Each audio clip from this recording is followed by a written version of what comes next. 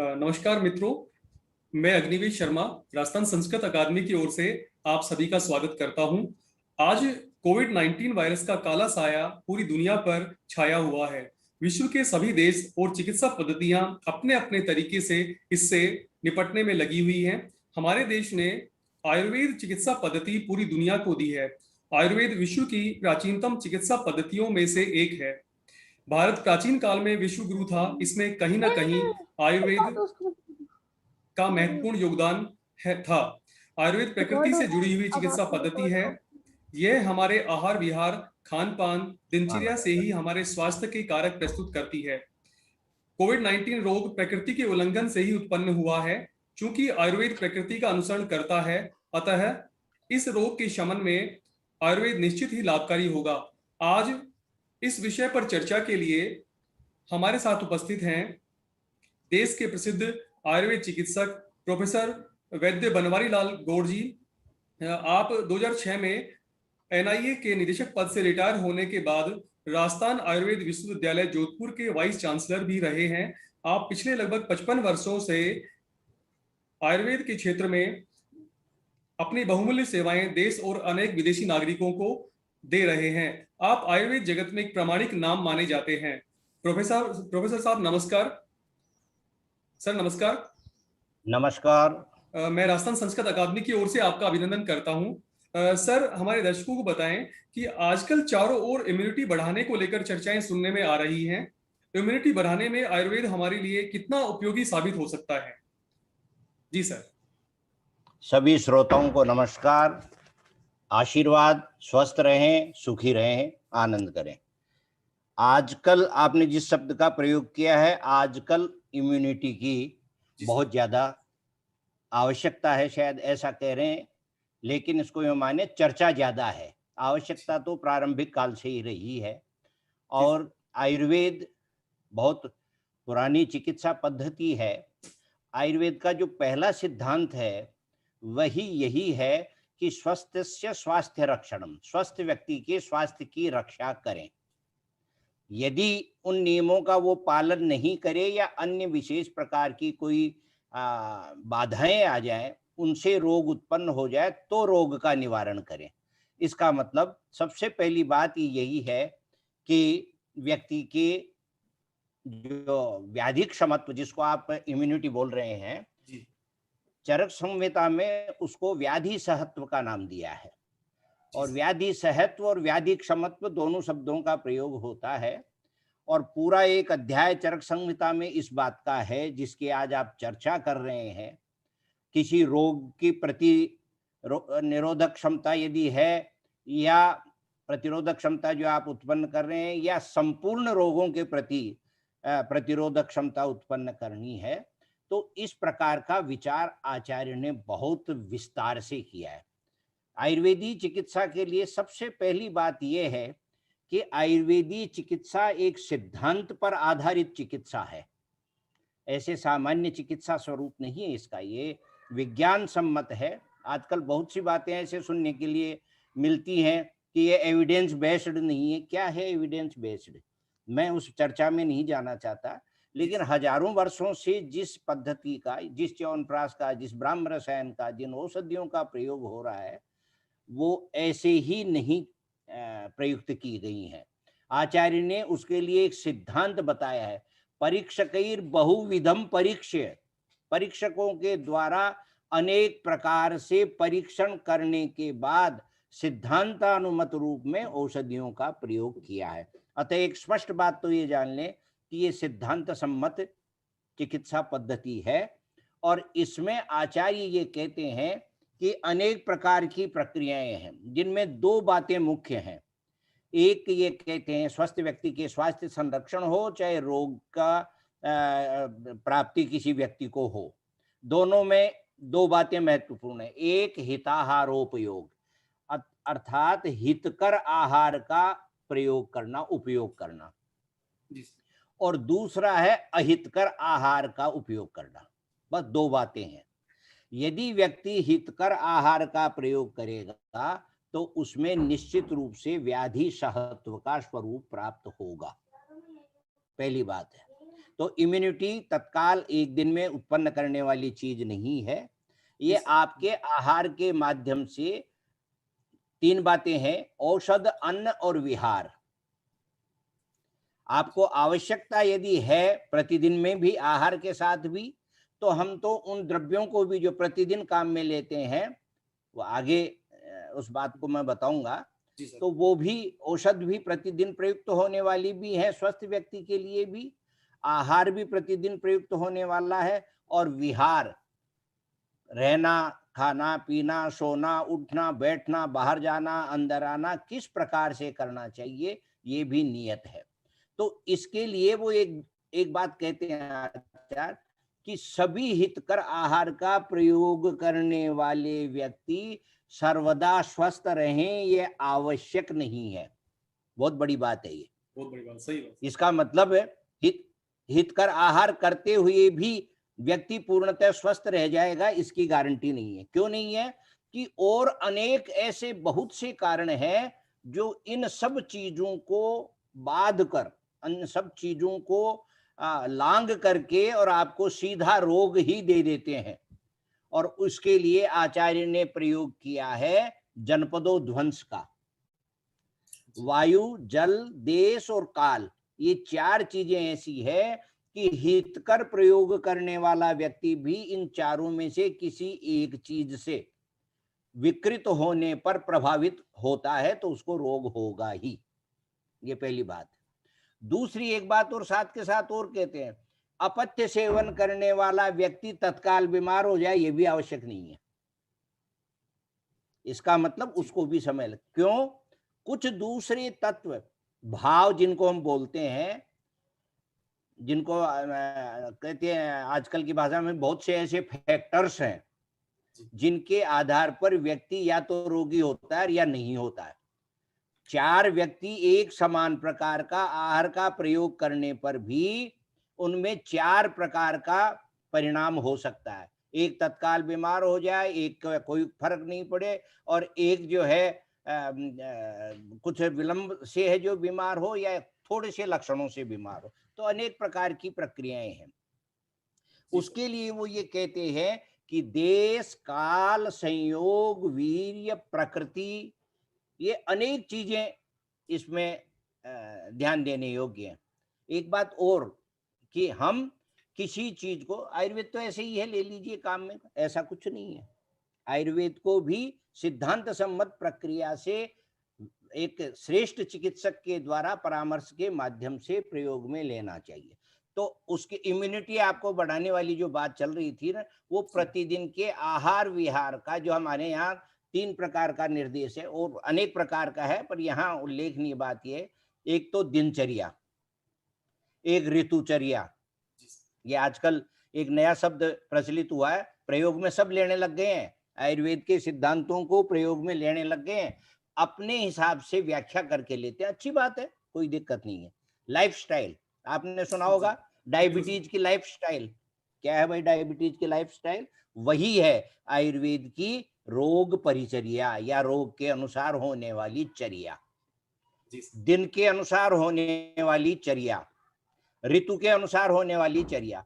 अब मैं एक बात कहना चाहूंगा, मेरे इस संदेश मान लीजिए इसको, कि हम एक बार वापस हमारी जो प्राचीन संस्कृति है भारतवर्ष की, जिसमें देश, काल, ऋतु, इन सब बातों को ध्यान में रख करके जिसका प्रयोग किया है, उधर लौट जाए।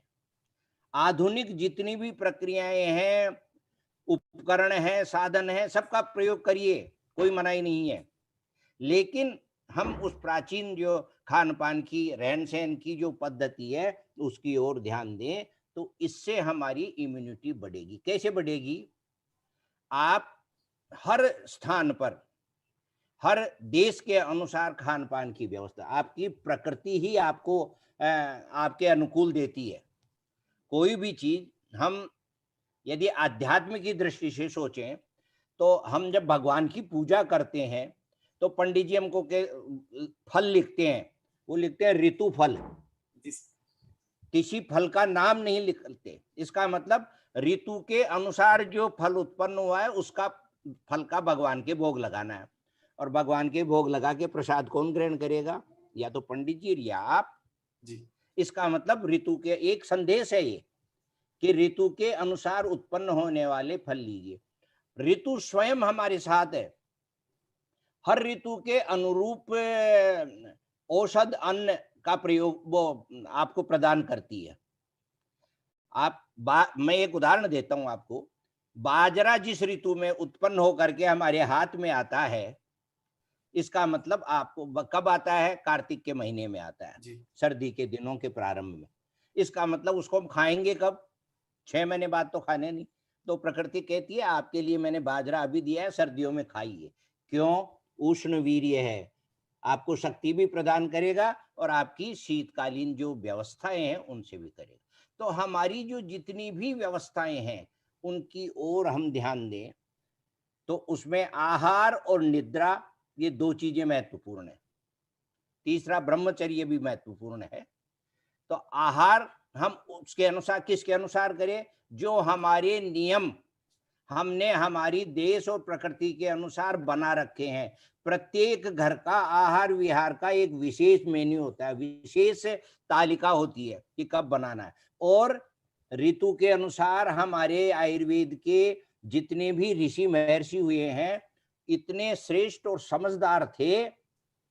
ऋषि तो सर्वदा ही पूज्य और श्रेष्ठ होते हैं। उन्होंने क्या किया कि आपके आहार विहार को धर्म के साथ जोड़ दिया। जी। अब धर्म के साथ जो, तो इस मेरा कहने का मतलब ये है कि भले ही से आप इसको धर्म का अंधानुकरण मत मानिए, लेकिन धर्म के अनुसार जो व्यवस्थाएं हैं आहार विहार की, उनका तो प्रयोग करिए। शीतलाष्टमी जो है वो नवंबर दिसंबर में नहीं आती, जनवरी में नहीं आती।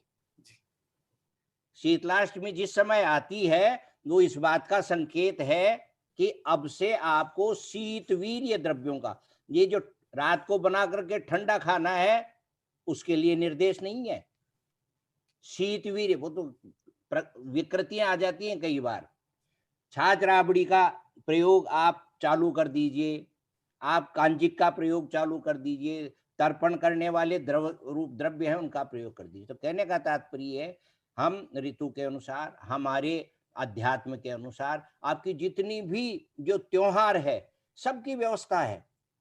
आपको एक विशेष प्रकार का मेनू दिया है, विशेष प्रकार की तालिका दी है कि इस ऋतु में होने पर ये त्योहार आ रहा है, इस त्योहार पर ये चीज बना के खाओ। तो किस चीज के लिए है?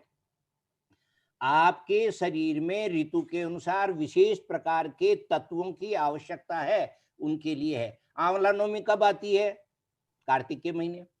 इसका मतलब आंवले तोड़ो और आंवले के पेड़ के जो जड़ों के अंदर आंवले इकट्ठे कर दो, उसके लिए नहीं है। इसके लिए कि आंवले को पूजिए और आंवले को आप इस तरह से व्यवस्थित कर लीजिए कि अब आपको सर्दी में आंवला खाना है। कब तक है? फरवरी के महीने तक, मार्च तक, जब तक वो आवे। तो ये आपको उस पीपल पूर्णिमा कब आती है? इन गर्मी के दिनों में, कि आप पीपल का संरक्षण करिए, ऑक्सीजन देगा आपको, तर्पण देगा, गर्मी से रक्षा करेगा। वट सावित्री कब आती है? दिसंबर जनवरी में नहीं आती। अब वट और पीपल को लगाने का मतलब ही यही है कि आपको पूजा करनी है तो लगाइए। अब तो आपको देखिए, जिस दिन वट सावित्री होगी बाजार में ट्रक भर करके आता है और लोगों को दे देता है, पूजा कर लेता है। इसके लिए नहीं है। आप वट का संरक्षण करिए, खेजड़ी की समी वृक्ष की पूजा का आपका विधान है। अलग अलग जितने भी औषधियां हैं, उन औषधियों की व्यवस्था इसलिए है, इनका प्रयोग ऋतु के अनुसार करना। तो मेरा कहने का तात्पर्य यह है कि हमारे आहार विहार की जो व्यवस्था हमारे, अब क्या, मैं एक बीच में बात और कहना चाहूंगा। सर्दी के दिनों में दादी मान और जितने भी हैं लड्डू बनाते थे, गोंद के बनाते थे, हरली के बनाते थे, सौंठ के बनाते थे, अनेक अजवाइन के बनाते थे, ग्वारपाठे के बनाते थे, खरेटी के बनाते थे। ये प्रचलन में था। तो ये कोई आयुर्वेदीय सिद्धांत का मानकीकरण गृहस्थ के हिसाब से किया हुआ था। अब तो बच्चे को उठते ही बर्गर चाहिए, और बर्गर के और पिज्जा के लिए आचार्य ने कह रखा है संकीर्ण भोजन हानिकारक है। संकीर्ण भोजन का मतलब जिसमें अंट शंट चीजें मिला करके तैयार किया जाए, विरुद्ध वीर्य पदार्थ जिसमें मिले हुए हैं वो हमारे लिए नहीं है। आप जिस ये जो इडली डोसा वगैरह जो आप खा रहे हो, ये आप कभी कभार कोई बात एक स्वाद के लिए क्यों करें, स्वाद के लिए चूरमा बाटी खाओ ना मरुदरा में। आपको जो इमली की चटनी है वो आपके लिए अनुकूल नहीं है, समुद्री प्रदेश जो तटीय प्रदेश है वहां के लिए अनुकूल है, आपके लिए नहीं है। पर हम उनका प्रयोग अधिक करने लगे। सब चीज, बच्चे भी, बड़े भी, बूढ़े भी, हमारी जो आहार विहार की प्रक्रिया है। तो मैं दो बातें कहना चाह रहा था कि आपको रोग प्रतिरोधक क्षमता कैसे उत्पन्न होगी, ऋतु के अनुसार प्रयोग करेंगे। अब ऋतु गर्मी की ऋतु है, मेरी उम्र तो 75 वर्ष से ऊपर है, लेकिन 50 वर्ष की उम्र वाले लोग भी जानते हैं, भी अब 20-25 वर्ष वाले नहीं जानते। उनके लिए तो ये अनेक प्रकार के जो पेय द्रव्य, नाम नहीं लेना चाहूंगा, वो प्रचलित हो गए, खोलो और पियो। लेकिन आज के 50 वर्ष पहले भी या 40 वर्ष पहले भी गर्मी के दिनों में जिस प्रकार की ठंडाई का प्रयोग होता था, जिसमें सौंफ होती थी, ये इसके ककड़ी के बीज, खरबूजे के बीज और पोस्त के दाने और ये इसका आपका गुलाब के फूल, ऐसी चीजें होती थी, ब्राह्मी, शंखपुष्पी और बादाम, ये डाल करके बना करके जिसको आप पीते थे, तो ये ऋतु के अनुसार किया जाने वाला रोग प्रतिरोधक क्षमता उत्पन्न करने की शक्ति थी। वो केवल इसलिए नहीं, तर्पण करते थे वो। तो इस प्रकार की तृप्ति करने वाली चीज अब लीजिए। और दीपावली आई है तो दीपावली पर आपको लक्ष्मी माता के जो भोग लगाते हैं वो राबड़ी और छाछ का नहीं लगाते, वो आप पकवानों का लगाते हैं। इसका मतलब सर्दी आ रही है, आपको पकवान खाइए, रोग प्रतिरोधक क्षमता उत्पन्न हो जाएगी। सीधी सी बात ये है, इम्यूनिटी उत्पन्न करने के लिए आप आहार व्यवस्थित करिए। मेरी पहली बात ये, अंदर से उत्पन्न होगी आपकी इम्यूनिटी, बाहर से प्रोटीन, विटामिन और ये जो लेंगे ना, इनको हाँ, ये जरूरत ही नहीं है इसको। अब तो दूध ही बच्चे नहीं पीते जब तक उनको कोई चीज मिला करके ऐसी चीज नहीं दियो। हल्दी का दूध पीने में जोर आता है, अश्वगंधा मिला हुआ, शतावरी मिला हुआ दूध पीने में जोर आता है, अर्जुन की छाल मिला हुआ पीने में जोर आता है। ये हमारी प्रकृति में, हमारे आहार में, रहन सहन में जुड़े हुए थे। सर, मैं आगे आपसे जानना चाहूंगा कि भारतीय जो मसाले हैं, हमारी जो किचन का महत्वपूर्ण हिस्सा रहे हैं, तो भारतीय मसालों का इम्यूनिटी बढ़ाने में कितना योगदान हो सकता है? हमारी रसोई हमें कैसे स्वस्थ रख सकती है? जी सर। देखिए, मैं फिर वही बात कहूंगा कि हमारी परंपराओं का जो पालन करेंगे ना, जी तो हमारी रसोई भी आपको साथ देगी। मैं आपको उदाहरण देता हूँ। मूली की सब्जी बनानी है तो गृहिणियों को पता है कि उसमें सामान्य रूप से जो सब्जियों में जीरे का छोंक लगाते हैं ना, जीरे का नहीं लगाते, उसमें अजवाइन का लगाते हैं। कढ़ी बनाते हैं तो उसमें दाना मेथी और राई का लगाते हैं। आपके कद्दू की सब्जी बनाते हैं तो दाना मेथी का उसमें डालते हैं। यदि आपने बैंगन बनाए हैं तो उसमें हींग डालना बहुत जरूरी है। तो हमारी रसोई तो बहुत व्यवस्थित है परंपराओं से, और उसमें जिस द्रव्य में जिस व्यंजन में जितना मसाला डाला जा सकता है उतना डाला जाना चाहिए। और हर चीज के लिए व्यवस्था है। दाल के लिए गरम मसाले का प्रयोग होता था पहले, आज तो अनेक प्रकार के मसाले प्रचलित हो गए। छोले के लिए अलग मसाला, चने के लिए अलग मसाला, दाल के, मखनी दाल के लिए अलग मसाला, सब्जी के लिए। कोई बात नहीं, वो अपनी जगह है, लेकिन पहले स्वास्थ्य को ध्यान में रख करके किए जाते थे।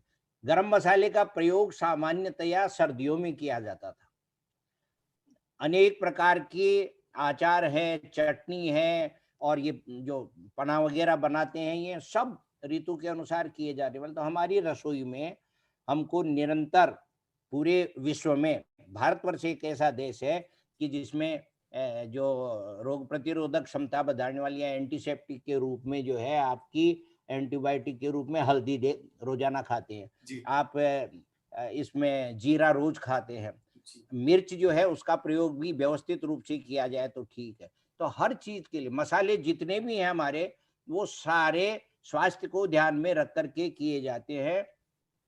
उनका प्रयोग भी विधि पूर्वक करने की जो हमारी परंपरा है, उस परंपरा के अनुसार किया जाना चाहिए। एक बात और कहना चाहूंगा इसके लिए भी, कि हम इस प्रकार के व्यंजन बनाने में भी थोड़ा सा 50 वर्ष पीछे क्यों नहीं चले जाते हैं। आज आप यदि सब्जी बनाते हैं तो सब्जी में सब्जी आपको दिखाई नहीं देगी, लेकिन 2 अंगुल ऊपर तक आपको तेल तैरता हुआ दिखाई देगा। इतने तेल की जरूरत ही नहीं है आपको। आपको जरूरत इसलिए नहीं है, इतने स्नेह की जरूरत है, जितना सा छोंक लगाते उतने से जरूरत है, पर इतनी जरूरत नहीं है। विकृतियों की ओर मत जाइए। विकृतियों का ये एक प्रकार से इस प्रकार से व्याप्त हो गई हैं कि उनको लेने पर हानि। तो हमारी जो परंपरागत रूप से बनानी, पहले 7 दिन में इतनी सब्जियां नहीं मिला करती थी, तो 7 दिन में एक बार दाना मेथी की सब्जी निश्चित रूप से बनती थी, दाल जो है प्राय बनती थी। ये सब व्यवस्थित है सारा का सारा, और ऋतु के अनुसार प्राप्त होने वाली सब्जियां बनती थी। या आज का विज्ञान भी इस बात को मानता है कि ये तो मैं इसको प्रमाणित नहीं करना चाहता, क्योंकि आयुर्वेदीय चिकित्सा और आयुर्वेद के सिद्धांत अपने आप में प्रमाणित हैं, विज्ञान सम्मत हैं। वहां तक कह रखा है कि किसी चीज की जड़ लेनी है कौन से ऋतु में लेनी है, पत्ते लेने हैं कब लेने हैं, छाल लेनी है कब लेनी है, और फल जिस समय वो देता है उस समय लेनी है। अब आप इस समय मई के महीने में, जून के महीने में मूली ले लीजिए, लेकिन उस मूली का प्रयोगशाला में परीक्षण करवा लीजिए, उसमें मूली के प्राकृतिक रूप से होने वाले जितने तत्व हैं वो मई जून में मिलने वाली मूली में नहीं मिलेंगे, लेकिन दिसंबर जनवरी में मिलने वाली मूली में मिलेंगे। इसलिए ऋतु के अनुसार प्राप्त होने वाले साग का प्रयोग करें, ऋतु के अनुसार प्राप्त होने वाले अन्न का करें, उन्हीं मसालों का करें, मसालों का प्रयोग भी उसी के अनुसार। और बीच बीच में हमको त्योहार भी इस तरह की, अब आपकी जन्माष्टमी आएगी, भगवान के किस चीज का भोग लगेगा, धनिये की पंजीरी का।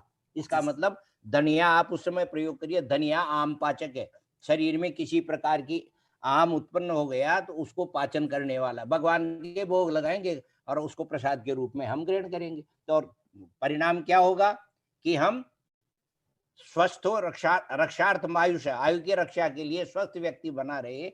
इसलिए तो इस दृष्टि से इनका प्रयोग करना, मसाले परम उपयोगी हैं, अनावश्यक रूप से मसालों का प्रयोग नहीं करना चाहिए, जितना आवश्यक है उसके अनुसार पर्याप्त।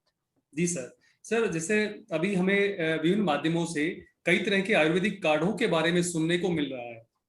काढ़े का इम्यूनिटी बढ़ाने में कितना योगदान हो सकता है, और आप ऐसा कोई असरदार काढ़ा हमें सुझाएं जो आसानी से हम घर पे बना सकें और उनके सामान हमारे घर पे ही उपलब्ध हो सके, क्योंकि इस मामले में सर बहुत तरह की भ्रांतियां हमारे मन में उत्पन्न हो गई हैं। अलग अलग माध्यमों से हमें अलग अलग तरह के काढ़े सुनने को मिल रहे हैं। कोई कह रहे गिलोय का काढ़ा बनाना है, तुलसी का बनाना है, कोई गिलोय में कुछ और मिलाना चाह रहे हैं, कुछ में कुछ मिला रहे हैं, तो कुछ समझ नहीं आ रहा, बहुत ज्यादा कंफ्यूज रहे हैं हम लोग। तो सर हमें कोई ऐसा कोई एक प्रमाणिक काढ़ा बताएं जो वास्तव में कुछ असरदारक हो और इस कोरोना काल में कोरोना से लड़ने में भी हमारी सहायता कर सके। जी सर। देखिए, काढ़े का मतलब जी ये नहीं है कि मैंने बता दिया और 1,00,000 आदमी या 10,000 आदमी या 100 आदमी 50 आदमी उसी काढ़े को ले ले। मैं तो उसी बात को फिर कहूंगा, आयुर्वेद काउंटर के ऊपर होने वाली शैल नहीं है, ये चिकित्सक के द्वारा परामर्श पूर्वक लिए जाने वाली व्यवस्थाओं के लिए एक विधि सम्मत प्रक्रिया है। काढ़ा किसी को लेना है तो आप चिकित्सक आपको उपलब्ध है हर जगह। आयुर्वेद के जानकार चिकित्सक, वैसे तो सभी चिकित्सक जो है अपने अपने हिसाब से परामर्श देते हैं, पर आयुर्वेद के चिकित्सक तो इतने सामाजिक और इतने भोले होते हैं, और भी होते हैं, दूसरों के लिए नहीं कहता मैं, कि आप उनको पूछोगे वो तत्काल बता देंगे, फोन करके पूछो, वैसे पूछो, फीस भी नहीं लेते हैं। तो आप एक सार्वजनिक रूप से काढ़ा लेने के बजाय व्यक्तिगत रूप से व्यक्ति को काढ़ा लेना चाहिए, पहली बात। लेकिन बहुत सी चीजें ऐसी भी होती हैं जो काल के अनुसार प्रयुक्त है। मैं एक बात बताता हूं आपको कि जब कोरोना प्रारंभ हुआ था जनवरी फरवरी में शुरू में, जी तब काढ़े में प्रयुक्त होने वाली सौंठ, मिर्च, पीपल इत्यादि उष्णवीर्य द्रव्य, पिपली मूल, चव्य, चित्रक इत्यादि जितने भी उष्णवीर्य द्रव्य हैं वो उस रोग में प्रभावी थे, और प्रभावी होने के साथ साथ काल के प्रभाव से आपको कोई किसी प्रकार की हानि नहीं करते थे। अब आप उसी काढ़े को उसी रूप में मई और जून में भी लेंगे तो 2 दिन, 4 दिन, 5 दिन तो लिया जा सकता है।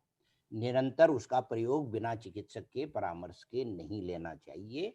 बहुत सी चीजें आपको हानिकारक नहीं है, लेकिन काल के प्रभाव से, जैसा कि मैं सबसे पहले कह चुका इस बात को, कि काल के प्रभाव से, व्यक्ति के प्रभाव से, किसी व्यक्ति की पित्त की प्रकृति है, उसके जो है ये अर्श रोग है, पाइल्स है, या रक्तपित्त है, जिसके वात रक्त की कोई बीमारी है, या नाकों से या वैसे जो है नक्सीर वगैरह आने की है, और उसको भी आप पिपली मूल चव्य चित्र इत्यादि का काढ़ा देंगे तो ये ठीक नहीं है। उसके लिए काढ़े की व्यवस्था, काढ़े का मतलब एक काढ़ा नहीं है, हजारों प्रकार के काढ़े हैं। और आचार्य चरक कहते हैं, उन्होंने व्यवस्था की है, उन्होंने सिद्धांत बता के फिर औषधियां बताई हैं, और फिर ये और कह दिया कि आप व्यक्ति के अनुसार इनमें परिवर्तन कर सकते हो, किसी चीज को आप उसमें से निकाल सकते हो और कोई चीज उसमें वापस जोड़ सकते हो। इसका मतलब अलग अलग व्यक्तियों में अलग अलग प्रकार के हैं। फिर भी गोजिह्वादि क्वाथ के नाम से बना बनाया काढ़ा उपलब्ध होता है, वो हानि नहीं करता किसी भी ऋतु में, और 5-7 दिन 10 दिन लेना चाहिए। ज्यादा लेना हो तो उसको बिना चिकित्सक के परामर्श के नहीं लेना चाहिए। 10 मूल का क्वाथ है, वो पोस्ट कोविड वालों को ज्यादा लेना चाहिए, कोविड के बाद में जो है, लेकिन वो भी मैं फिर यही कहना चाहूंगा, 5 दिन 7 दिन आप ले लें, अधिक लेना है तो चिकित्सक का परामर्श करिए। और इसमें काढ़े के लिए बहुत सी चीजें हैं, आप गिलोय का लें, चिरायता, कुटकी, ये इनको आप लीजिए, लेकिन लंबे समय तक काढ़े बिना चिकित्सक के परामर्श के नहीं लेने चाहिए। मैं एक बात जरूर कहना चाहूंगा, हमारे यहाँ एक सड़ंग पानीय की व्यवस्था है, जिसमें 6 चीजें हैं, मैं आपको नाम भी बता देता हूँ। नागरमोथा, पित्त पापड़ा। बिल्कुल सर। सर थोड़ा अस, हमारे सब दर्शक लिख लेंगे इस चीज को, थोड़ा सा एक बार धीरे धीरे बता दीजिए सर। हाँ हाँ सर। हाँ, धीरे धीरे धीरे धीरे। हाँ नागरमोथा, जी सर। पित्त पापड़ा जी। खस, खस खस ठीक है सर। लाल चंदन ठीक है सर। हाँ और एक सुगंध बाला, ये पंसारी के मिल जाती है आराम से। जी सर। और सौंठ। जी।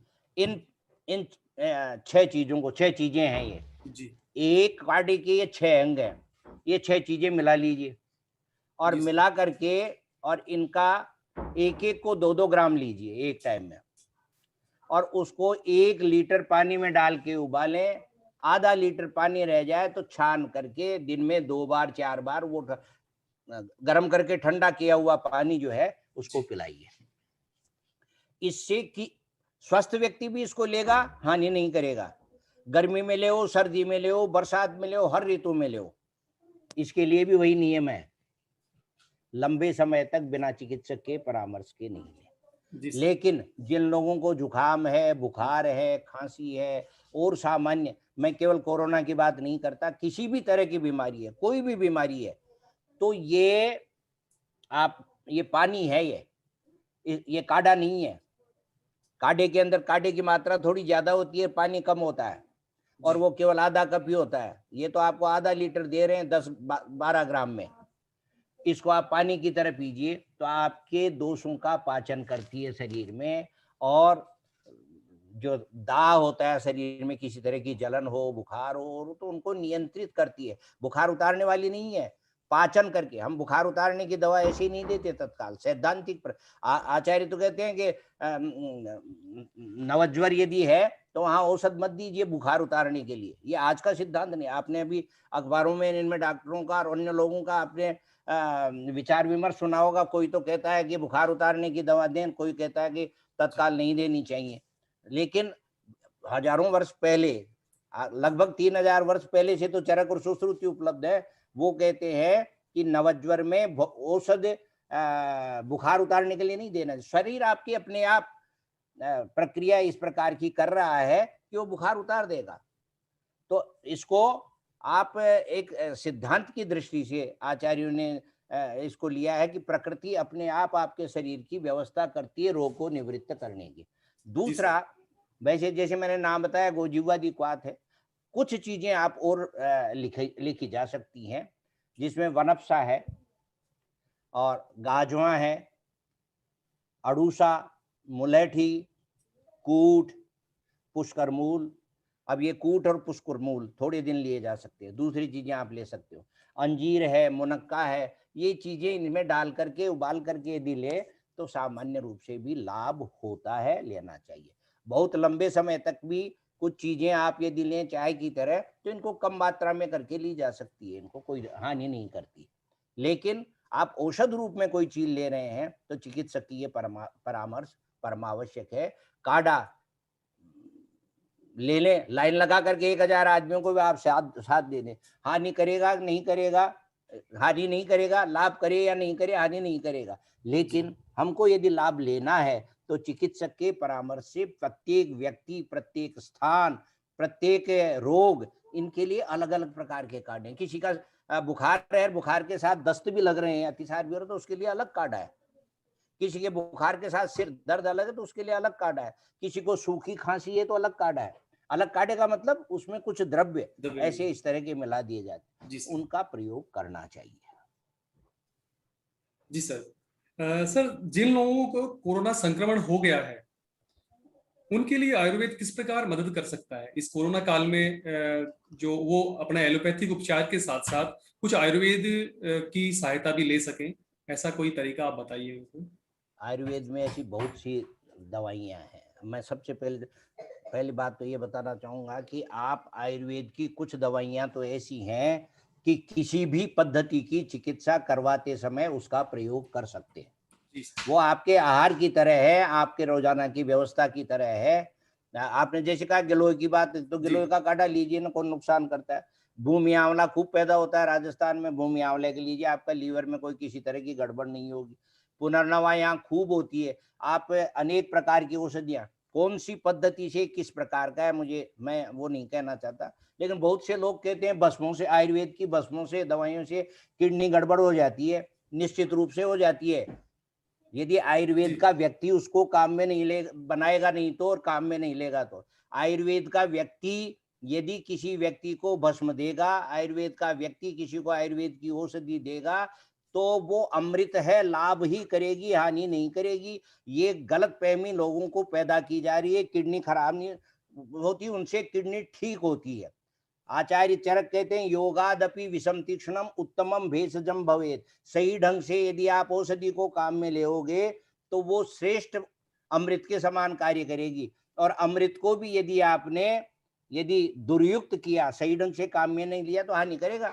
इसलिए आयुर्वेदीय चिकित्सक के माध्यम से ली गई हर दवा आपको लाभ करेगी। ना हार्ट खराब करती है, ना लीवर खराब करती है, न किडनी खराब करती है, ना मस्तिष्क के जो है सेल से उनको खराब करती है, बल्कि लाभ ही लाभ करती हैं। मैं तो एक बात स्पष्ट रूप से यहाँ कहना चाहूंगा, कुछ भस्में कोरोना के प्रारंभिक काल से ही प्रयुक्त करनी चाहिए चिकित्सक के परामर्श से, जिसमें विशेष रूप से स्वर्ण भस्म जो है रसायन है, श्रेष्ठ है, विषनाशक है, अनेक प्रकार के कृमियों से उत्पन्न होने वाली शारीरिक विकृति को दूर करती है, दौर्बल्य को दूर करती है, रसायन स्वरूप है, शक्ति तत्काल प्रदान करती है।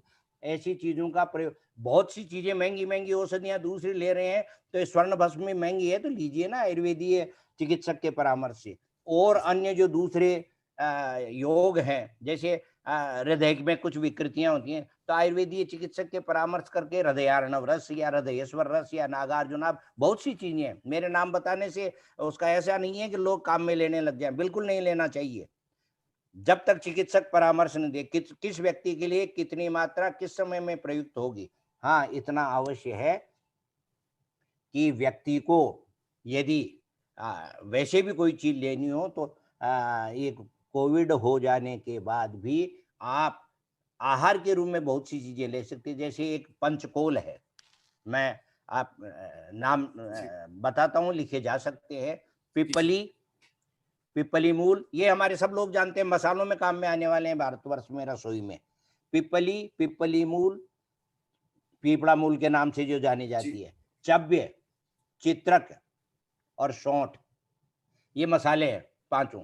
और इनको आप सबको मिला करके 1 ग्राम से लेकर के 5 ग्राम तक की मात्रा में, चिकित्सक परामर्श दे जब तो 5 ग्राम तक की मात्रा भी आप ले सकते हो। कैसे लेंगे ये अलग, वो विधा वही बताएगा, लेकिन 1 ग्राम की मात्रा में कोई भी ले सकता है। किसी भी प्रकार की चिकित्सा पद्धति में चिकित्सा ले रहा है, लेकिन खिचड़ी बना रहा है, दलिया बना रहा है, दाल बना रहा है, सब्जी बना रहा है, उसमें वो डाल ले, अग्नि की वृद्धि होगी। जीभ से जो स्वाद नहीं आता है वो स्वाद आएगा, नाक से जो है किसी प्रकार के सूंघने की शक्ति कम होती है वो भी आएगी।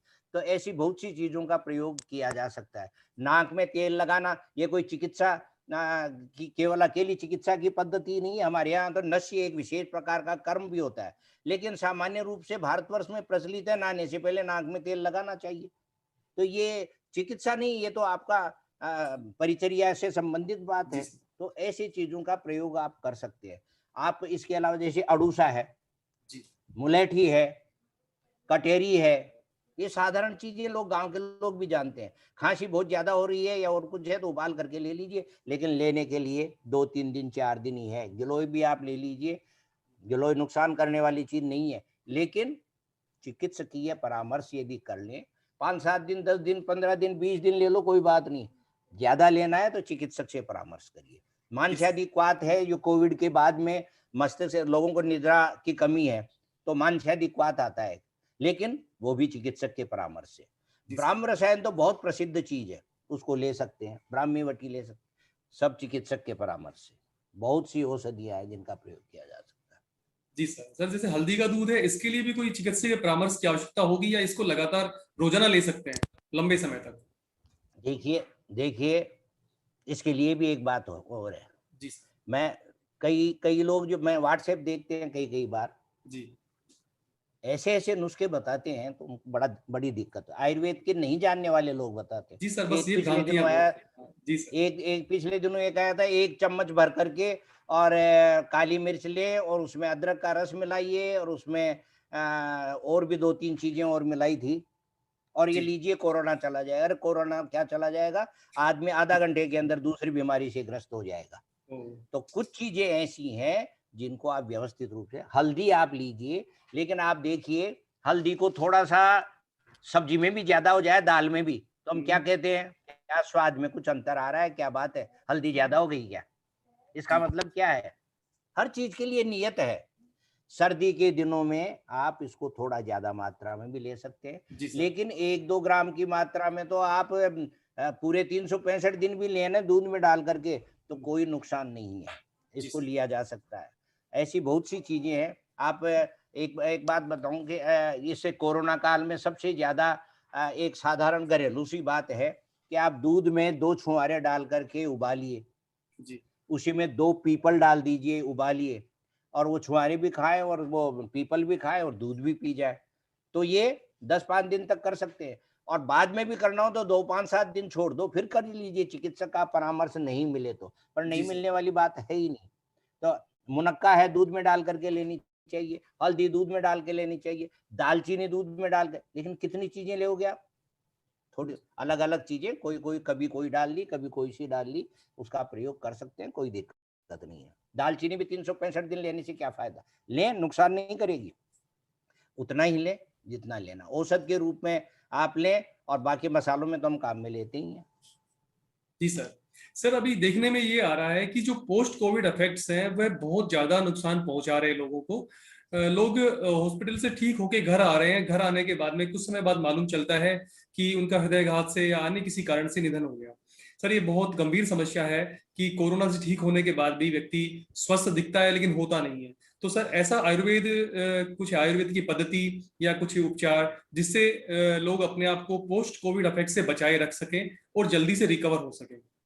जी तो चिकित्सक से, आयुर्वेदिक चिकित्सक से परामर्श क्यों नहीं लेते हैं? अन्य औषधियों के साथ आयुर्वेदिक चिकित्सक से परामर्श लेकर के लें। इसके लिए भी ऐसे औषध बताना बहुत अच्छी बात नहीं है, नहीं तो हृदयाघात होगा किसी और कारण से और व्यक्ति कहेगा वो दवा लेने से मेरे हृदयाघात। सामान्य दिनचर्या की गतिविधियां जो हम बता सकते हैं सामान्य दिनचर्या के लिए तो देखिए सब कुछ नियत है। मैं एक बात बताऊं आपको, इन पिछले 30-40 साल में, बल्कि विशेष करके 10 साल में तो इस सारी पद्धति को उलट पलट करके रख दिया हमारी दिनचर्या को। आज बच्चा जो है रात के 3 बजे तक तो पढ़ सकता है, पर सुबह 3 बजे उठ करके नहीं पढ़ सकता। निश्चित रूप से ये तो प्रक्रियाओं में जो है अंतर आ रहा है, उसको देखिए। वो आपको 12-1 बजे तक जो है आपको मोबाइल के अंदर अपना माथा खपाता रहेगा, लेकिन वो नियत समय पर 9 या 10 बजे सो करके सुबह 4 बजे नहीं उठता। तो हमको हमारी दिनचर्या व्यवस्था, सबसे बड़ी बात यह है पोस्ट कोविड में आहार, निद्रा और ब्रह्मचर्य तीनों का सख्ती से परिपालन करें। रात को सही समय पर सो जाए, कम से कम 7 से 8 घंटे की नींद ले। नींद लेने के लिए औषधि, नींद वाली औषधि की जरूरत नहीं है, लेकिन आयुर्वेदिक औषधियों में अश्वगंधा है, जटामांसी है, तगर है, ब्राह्मी है, शंखपुष्पी है। चिकित्सक के परामर्श से, कुछ बिना परामर्श से कभी ले सकते हैं। दूध के अंदर पोस्त का दाना यदि 1 चम्मच डाल के लें तो आहार ही है। बादाम यदि 2, 4, 5 डाल करके उसमें लें, ये आहार ही है। तो इन चीजों का प्रयोग करें। एक सबसे बड़ी बात और है, शिरोधारा बहुत अच्छा हमारे यहाँ का एक आयुर्वेद की पंचकर्म की जो पद्धतियां हैं, अनेक उपक्रम है, उसमें शिरोधारा श्रेष्ठ है। जिनको नींद नहीं आती है, शिरोधारा से नींद आएगी। अभ्यंग से नींद, भोजन, सुबह स्नान करने से पहले आप मालिश क्यों नहीं करते शरीर के? आप उबटन क्यों नहीं करते? अब भाई इस समय तो लॉकडाउन भी है बहुत सी जगह, और नहीं भी है तो पोस्ट कोविड वाले व्यक्ति को तो छुट्टी मिली हुई है, उसको पूरा परिपालन करना चाहिए। समय पर उठने के बाद योग, प्राणायाम, ध्यान, धारणा, समाधि, संपूर्ण प्रक्रियाएं करें। शरीर में मालिश करें, मालिश करने के बाद उबटन करें। देखिए साबुन से जो उबटन करते हैं ना, उससे मैल निकलने वाला, शरीर के जो रोम छिद्र खुलते हैं, उसके बजाय यदि रगड़ करके हम जो अपना उबटन जो है, देसी उबटन, उसको रगड़ करके यदि व्यक्ति स्नान करता है तो उसका आनंद ही अलग है। और उस व्यक्ति को निद्रा भी आएगी, भूख भी लगेगी और सब कुछ ठीक होगा। इसलिए हमारी जो दिनचर्या है, एक सबसे बड़ी बात है, दिन में व्यक्ति को नहीं सोना चाहिए। गर्मियों की बात तो अलग है, और वैसे गर्मियों में कोरोना का जो अफेक्ट है सबसे ज्यादा कफ स्वरूपक है। कफ जो है इसमें किसी न किसी रूप में अभिवृद्ध होता है, और आयुर्वेदिक दृष्टि से दिन में सोना कफ को बढ़ाने वाला है।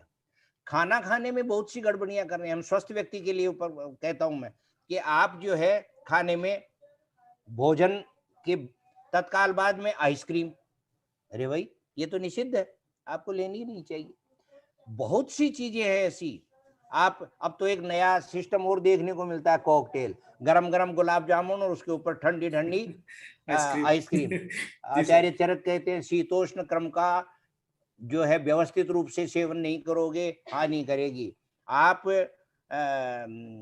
ऑफिस में या घर पर, प्रकृति आपको क्यों दे रही है सर्दी, गर्मी, बरसात? आपके शरीर को अनुकूल बनाने के लिए। जी सर।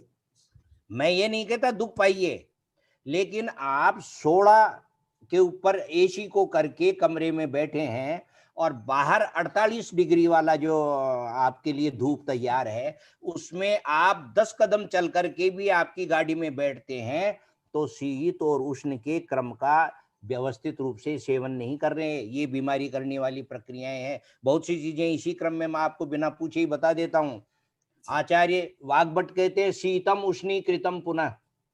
आज अब तो नए विज्ञान भी इस बात को आविष्कार, वो क्या परीक्षण करके और सिद्ध करके कह रहा है, ठंडी रोटियों को गर्म या ठंडा साग सब्जी आहार इनको गर्म करके खाने से उसके तत्व नष्ट होते हैं, हानि करता है। अरे आचार्य वाग्भट ने तो 6वीं शताब्दी में कह दिया कि ठंडे भोजन को गर्म करके नहीं खाना चाहिए। आज सबसे पहले क्या होता है, जलाओ भोजन पर, भोजन तो सुबह बनाने वाले जो है वो 10 बजे बना करके रख देंगे, और आप भोजन 1 बजे कर रहे हैं, तो आपको क्या करेंगे, दोबारा वो माइक्रो ओवन और हीटर, कई चीजें आ गई। दोबारा, पहले तो गांव में तो चूल्हा फिर जलाना पड़ता था, इसलिए गर्म कैसे करते, तो जैसे है वैसे खा लीजिए और वो लाभ करती थी। जी सर। ठंडी चीजों को एक बार बनाने के बाद, देखिए नियम तो ये है, उष्ण मछलियात ताजा खाना चाहिए, और अनेक नियम है, तन मना भुंजीत है। आज भोजन कर रहे हैं और सामने टीवी चल रहा है, क्यों भाई? आप भोजन कर रहे हैं, पैरों में जूते पहन रखे हैं? नहीं। आर्द्र पादस्तु भुंजीत है, नियम बना रखे हैं, हाथ पैर धो करके भोजन करिए। आप, मैं एक सीधी सी सिद्धांत की बात बताता हूँ कि आप कभी ऑपरेशन थिएटर में किसी से मिलने जाएं, या डॉक्टर ऑपरेशन थिएटर में जाते हैं, वहां अपने जूते बाहर खोल करके और अंदर दूसरे जूते जो है विसंक्रमित हैं, पूर्ण रूप से शुद्ध हैं, उनको पहनते हैं। क्यों पहनते हैं? अंदर कहीं इन्फेक्शन नहीं चले जाए। जी और आप अपने घर के अंदर, पहले घर के बाहर जूते रहते थे, अंदर आते ही नहीं थे। आप तो रसोई में भी जो टेबल पर भी बैठ करके भोजन करते हैं, उन जूतों से करते हैं जो जूते सर्वदा मल में, कीचड़ में, इधर उधर गलत चीजों में, कचरे में घूमते रहते हैं। उन जूतों को लेकर के व्यक्ति भोजन करता है। अरे भाई ऐसा मत करिए। आयुर्वेदीय सिद्धांतों की जो परिपालना है, पूरी व्यवस्था तन मना भुंजीत है। केवल भोजन के ऊपर ध्यान दे करके भोजन करिए। आप टीवी देखते हुए भोजन मत करिए। फोन आ गया, आपका भोजन तो पड़ा है, 15 मिनट तक आप मोबाइल पर फोन, अब तो आपको दूर जाने की जरूरत नहीं, हर वक्त जेब में मोबाइल रहता है। इनका प्रयोग नहीं करना चाहिए। तो इस प्रकार के द्रव्यों का, इस प्रकार की चीजों का, व्यवस्थाओं का परिपालन होना। गर्म ठंडी चीज को गर्म, यार कढ़ी भी बनाते हैं उसको गर्म कर लेते हैं, अरे राबड़ी को भी गर्म करेंगे। ये तो सिद्धांत विरुद्ध बात है। प्रचलन, आप कोई सी भी सब्जी है उसको गर्म करेंगे, बिल्कुल मत करिए। ये आयुर्वेदीय सिद्धांत जो है उसको अब आधुनिक विज्ञान वाले भी कह रहे हैं ये हानि करेगा आपको। तो नियमों को तो बना रखे हैं, अलग से नियम बताने की जरूरत नहीं है अग्निवेश जी। जो नियम हमारे घर में, परिवार में बनाए हुए हैं, उनका प्रयोग आप कर लीजिए। और उनका प्रयोग प्रतिदिन में जिस रूप में, देखिए आपको मैं एक बहुत बड़ी बात बताना चाहता हूँ। जी सर। गुरु नानक की जयंती कब आती है? पूर्णिमा को। हाँ जी बिल्कुल। रविदास की जयंती, जो संत रविदास जी हैं, उनकी जयंती कब आती है? रविवार को, हनुमान उसमें पूर्णिमा को। और हनुमान जयंती कब आती है? पूर्णिमा को। कबीर की जयंती कब आती है? पूर्णिमा को। हमने कह रखा है कि इनको मनाइए और उनको आध्यात्मिक दृष्टि से आपके मन को मजबूत करिए, भोजन भी उसी के अनुसार करिए। और अलग से और क्या बनाइए, महीने में 2 बार एकादशी का व्रत करिए। कैसा व्रत करिए? जितने भी मिष्टान्न और फल खा सकते हैं उतने उस दिन खा लेता है व्यक्ति।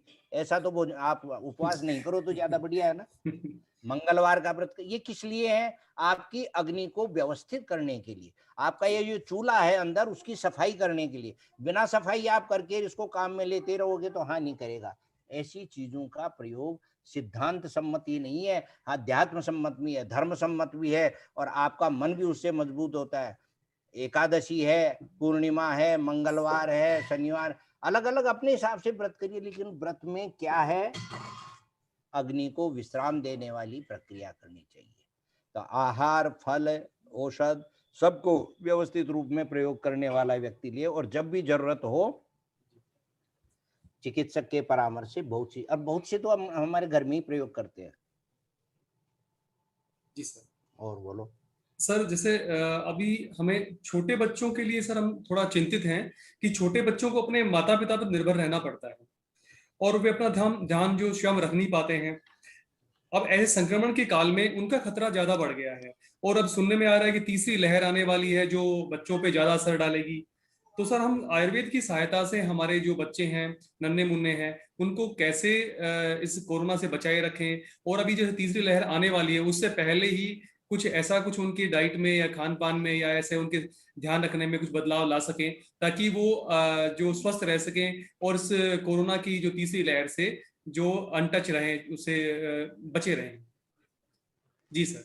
आचार्य चरक जो है वो एक बात कहते हैं, पुनस्त शीर्ष शूलम ज्वर से पुनरागत है। वो वैसा ही आंधी तूफान और वो सब कुछ, और वो चक्रवात ये सब आ रहा है, कर रहा है, उनसे डराइए मत।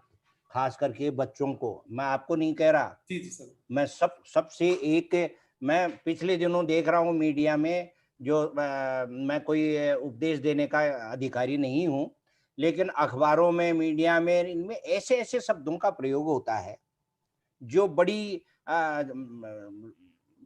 प्रभावी रूप से प्रस्तुत करने के लिए, बच्चों को बचा लीजिए, अपने होनहारों को बचा लीजिए, इस तरह के शब्दों का प्रयोग करके बच्चों को डराना नहीं चाहिए। सब बच्चे डर रहे हैं, मुझे पता है। हमारे घर में बच्चे जब देखते हैं टीवी, वो कहते हैं इसको बंद कर दो। जी सर। इस तरह के समाचार आते हैं, डराइए नहीं, उनका सत्व प्रबल करिए। उनको, ये आपने जो सही पूछा कि उनको हम क्या दें, जो वो सबसे पहली बात तो उनको विचारों की डोज दें। ये आज हर व्यक्ति मानता है कि व्यक्ति की रोग प्रतिरोधक क्षमता उसके मन के श्रेष्ठ होने से बढ़ती है, जिसको आचार्यों ने प्रवरसत्व और अवरसत्व कहा है। अर्थात यदि आपका एक किसी व्यक्ति के कांटा भी या सुई भी ये वैक्सीन कोई लगवा रहा है, और वैक्सीन लगवाने पर भी इतना जबरदस्त जो है वो हल्ला करता है कि जैसे उसको तलवार से घाव कर रहे हो। जी सर। और एक व्यक्ति को जो है तलवार से भी कुछ घाव का भाला भी दिख जाए तो वो नहीं होता। तो इसको सबसे बड़ी बात तो ये बच्चों को बहुत ही प्रबल संबल देना चाहिए, उनको मानसिक उनका जो है धरातल वो श्रेष्ठ बनावे। दूसरा, औषधियों में तो देखिए ऐसा है कि च्यवनप्राश और ब्राह्म रसायन बच्चों को भी दी जा सकती है, उनमें कोई दिक्कत नहीं है। बच्चों को पोस्त के दाने दूध में दिए जाने चाहिए, बच्चों को बादाम खिलाए जाने चाहिए, बच्चों को इस समय गर्मी के दिनों में ब्राह्मी घोट करके पिलाई जा सकती है। इसके अलावा कुछ चीजें इस तरह की भी होती हैं कि आप उनका प्रयोग कर सकते हैं। जैसे बच्चों का पेट ठीक होना, एक जन्म घूटी बनी बनाई जो आती है उसकी बात नहीं करता मैं, लेकिन उसमें सौंफ है, डाक के बीज है, हरड़ है, सनाय है, ऐसे चिकित्सक के परामर्श करके दिया जाना चाहिए। इसके अलावा भी बच्चों को वैसे ही केवल सौंफ का पानी दिया जाए, बच्चों को धनिया की पंजीरी बना करके दी जाए। ये घर में होने वाली चीजें बता रहा हूं मैं।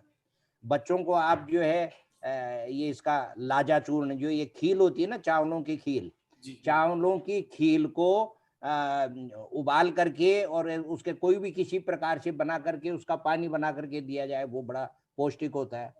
ऐसी हमारे यहाँ बनाने के लपटा बनाया करते हैं उसका, हलवे जैसा, वो दे। बच्चों को प्राचीन परिपाटी में होने वाले हमारी जो घर के रसोई की जो पकवान है उनकी तरफ ले जाइए, वो सारे के सारे इनको प्रबल वो देने वाले हैं। दूसरी बात, जैसे अभी गर्मी के दिन है, बच्चों को पानी में बाबजी घोल करके पिलानी चाहिए, ये पेट भी ठीक रखती है और वैसे भी इनको लाभ करती हैं। तो कुछ चीजें बच्चों को आप एडवांस में दे करके और उनको ये कर लें कि इससे कोरोना का बचाव होगा, ये नहीं है। बच्चों का स्वास्थ्य ठीक रहे इसके लिए उनको आहार और विहार दोनों इस रूप से प्रयुक्त किए जाए। और उसके जैसे मैं आपको बताया, ये जो इसका चारू मगज के नाम से है जो वो मिलते हैं, खरबूजे के बीज की मींगी, ककड़ी के बीज की मींगी, मतीरे के बीज की मींगी, कद्दू के बीज की मींगी, ये मींगियां मिलती हैं, बच्चों को दो। ठंडाई का जो प्राचीन स्वरूप वाला है वो दे, वो नहीं भी दें तो वैसे ही सौंफ को आप भून लीजिए, भून करके मिश्री मिला करके घी मिला करके वो खिलाइए। धनिया की पंजीरी खिलाइए, ये औषधियां हैं। गुलकंद खिलाइए, आंवले का मुरब्बा खिलाइए, ये औषधियां भी हैं और आहार भी हैं। आप इनको शरबत जो है बने बनाइए मत पिलाइए, लाल चंदन को घोट करके और वो सब शरबत गर्मी के दिनों में पिलाइए। ब्राह्मी ले आइए, 1 या 2 ग्राम ब्राह्मी ले लें और ब्राह्मी को जो है भिगो करके और उसको पीस करके उसमें बादाम सौंफ इत्यादि मिला के दूध में घोट करके ठंडाई की तरह करके पिलावें।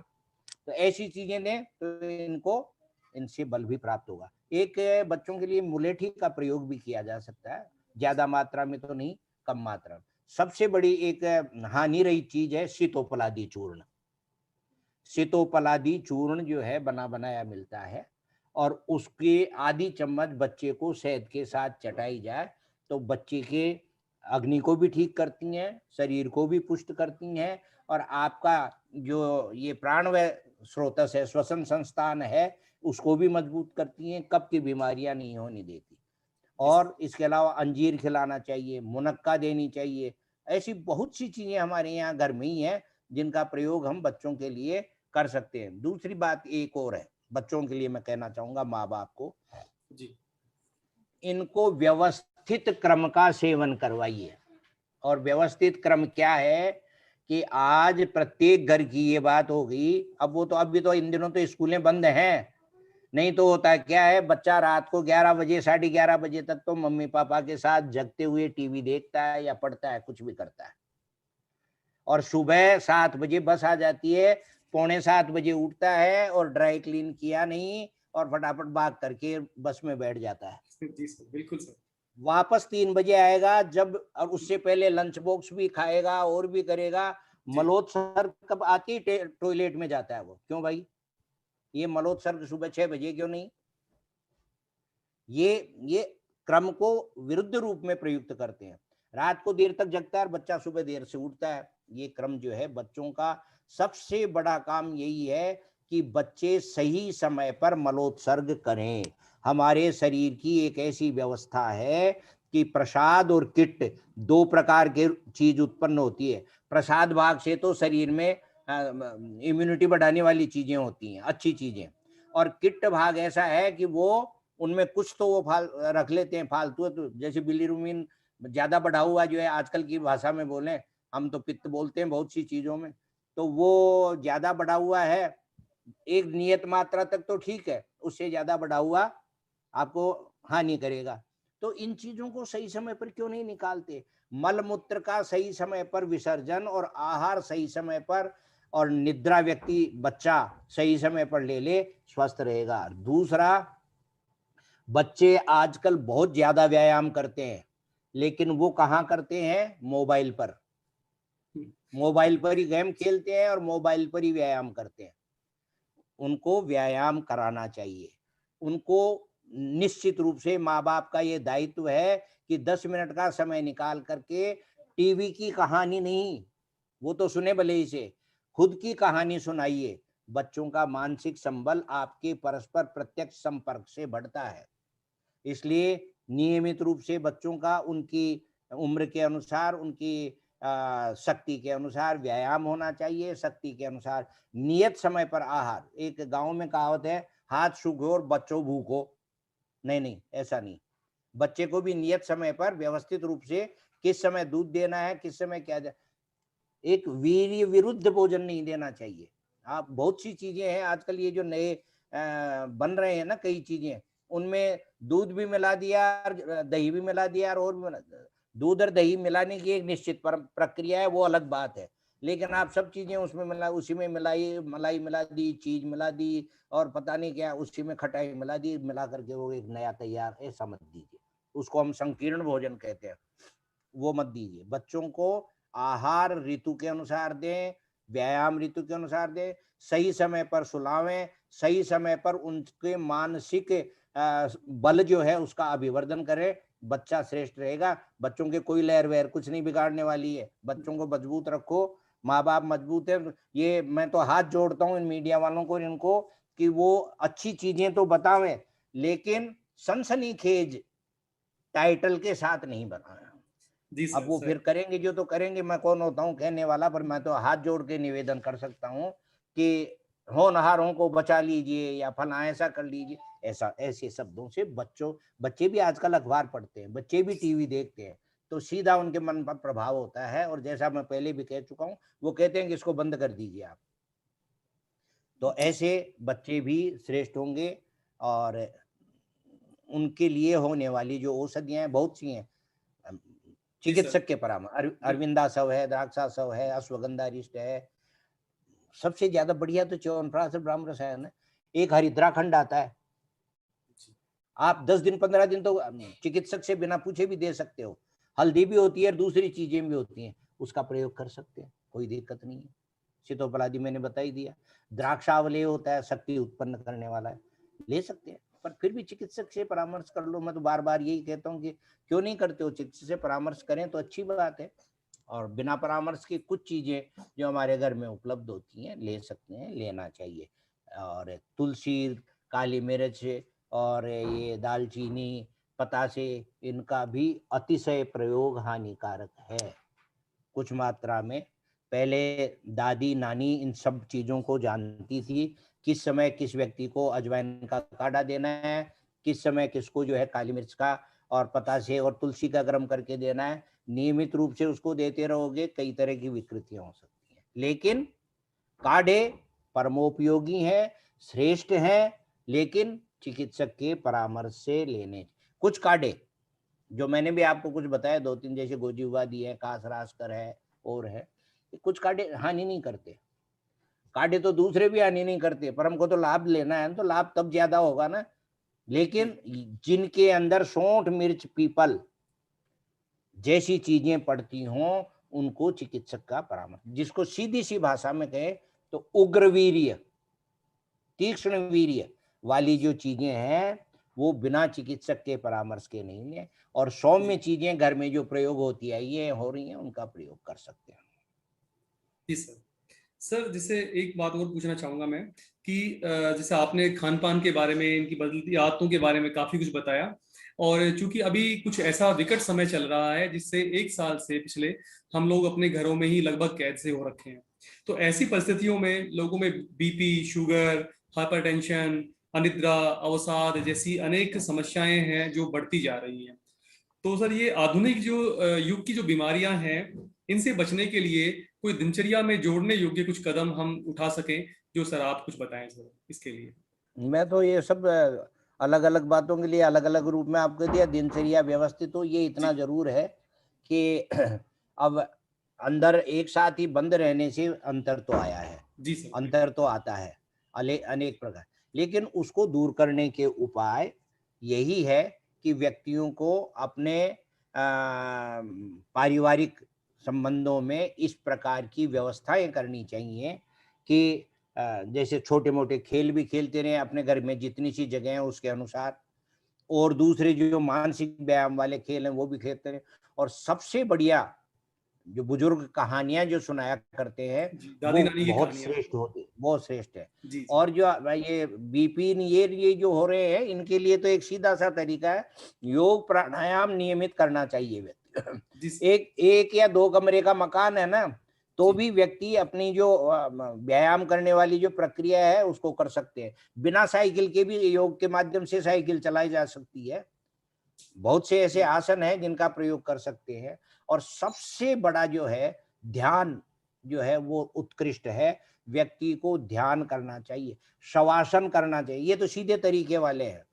बहुत से छोटे मोटे आसन है वो करें। और आहार, दिन भर घर रहता है तो व्यक्ति जो है बार बार चाय, बार बार खाने जी पीने की अलग अलग चीजें, जो जिसमें पहले वाला जो लॉकडाउन था उसमें तो लोग उस पर फेसबुक पे भी डालते थे कि जी आज सर। ये जी बनाए। अरे सर। भाई, उससे तो आप नुकसान कर रहे हो जी अपने शरीर का। बल्कि नियंत्रित व्यवस्थित आहार खाइए, उतना ही खाइए जितना आप पचा ले। और उसके लिए शुद्धता का ज्यादा ध्यान रखना जरूरी है। एक और है इसमें, मैं अपने आयुर्वेदी हिसाब से, सुबह उठते ही पानी, जी। सर्दी के दिनों में गर्म पानी, और गर्मी के, सर्दी और बरसात में दोनों में जो है सुबह गर्म निवाया पानी सा जिसको कहते हैं थोड़ा जी सा उष्ण वो, और बाकी दिनों में ताजा पानी ये पीना चाहिए। ये जो फ्रिज का पानी ये सुबह पहले पीते हैं करते हैं, ये नुकसान है। चाय के पहले फ्रिज का ठंडा पानी पीना हानिकारक है। भोजन के तत्काल बाद में ठंडा पानी पीना हानिकारक है। आइसक्रीम खाना हानिकारक है। दही खाना भोजन के तत्काल बाद में हानिकारक। और आप एक बात और देख लिए, आज मैं तो ये मानने लग गया कि 90%, हो सकता है इससे भी ज्यादा हो, 90% से ज्यादा लोग रात को दही खाने लग गए। रात को दही आयुर्वेद में पूर्णतः निषिद्ध है, नहीं खाना चाहिए। आपको स्वस्थ रहना है तो सुबह पहले आप पानी, दिन के भोजन के साथ छाछ, और जी। रात को सोते समय दूध।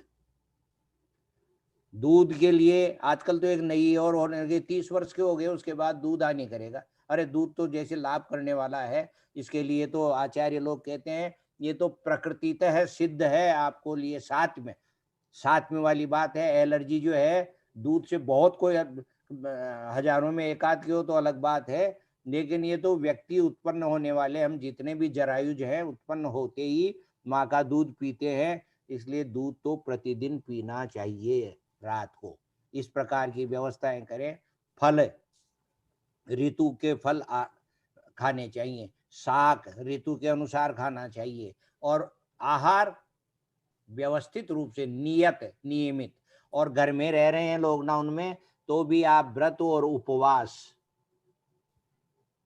बिना बर्फी और मावेन, वो और सिंगाड़े का आटा, कुट्टू का हलवान, इनके बिना किया जाने वाला विधि पूर्वक व्रत और उपवास भी महीने में 1 या 2 बार जरूर करिए।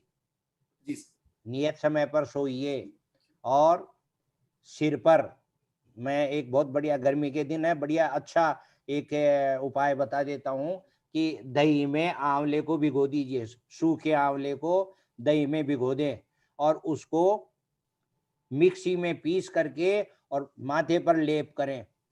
आधा घंटे 1 घंटे तक रहने दें और फिर स्नान करें तो आपका शैम्पू से भी बढ़िया तो सिर साफ होगा और नींद के अंदर निश्चित रूप से आधा घंटे की वृद्धि हो ही जाएगी बिना गोली के ही। ऐसे प्रयोग करने चाहिए और ऐसी चीजों का प्रयोग लेगा तो व्यक्ति किसी भी प्रकार से मानसिक रूप से या शारीरिक रूप से हानि नहीं होगी, स्वस्थ रहेगा। जी सर। कोरोना के बाद वाले व्यक्ति भी, कोरोना के पहले वाले व्यक्ति भी, अर्थात स्वस्थ व्यक्ति भी जिनको कोरोना हो गया उनको भी चिकित्सकों से परामर्श करके, आयुर्वेद के चिकित्सकों से परामर्श के रसायन का प्रयोग, जी रसायन हमारे यहाँ एक विशेष प्रकार की व्यवस्था है, उनमें कुछ औषधियों को नियमित रूप से नियम का परिपालन करवाते हुए किया जाता है तो शरीर में रोग प्रतिरोधक क्षमता की भी वृद्धि होती है और रस, रक्त, मांस, मेद, अस्थि, मज्जा, शुक्र जितने भी धातु हैं सबकी प्रति शरीर पुष्ट होता है, श्रेष्ठ होता है। इसलिए रसायन का प्रयोग निश्चित रूप से चिकित्सक के परामर्श से करना चाहिए। अब वो रसायन कौन से हैं ये व्यक्ति के अनुसार चिकित्सक तय करेगा। और एक स्वर्ण की औषधियों का प्रयोग निर्भीक होकर के करें, लेकिन करें चिकित्सक के परामर्श से। ये अत्यधिक लाभ प्रदान करने वाली औषधियां हैं जिनको लेना चाहिए। जी सर। जी सर, धन्यवाद बहुत बहुत। और आपने इस परिचर्चा में भाग लिया इसके लिए अकादमी, राजस्थान संस्कृत अकादमी की तरफ से बहुत बहुत आभार आपका। सर मुझे मैं तो खुद आप अकादमी का आभारी हूँ और धन्यवाद, साधुवाद कि आयुर्वेद की बात कहने का माध्यम जो है इस रूप से मिला। और दर्शकों, आपको आज की हमारी परिचर्चा कैसी लगी हमें कमेंट करके अवश्य बताएं। इस वीडियो को लाइक अवश्य करें तथा इस प्रकार की बहुमूल्य जानकारी निरंतर पाने के लिए हमारे YouTube चैनल को सब्सक्राइब करें। धन्यवाद।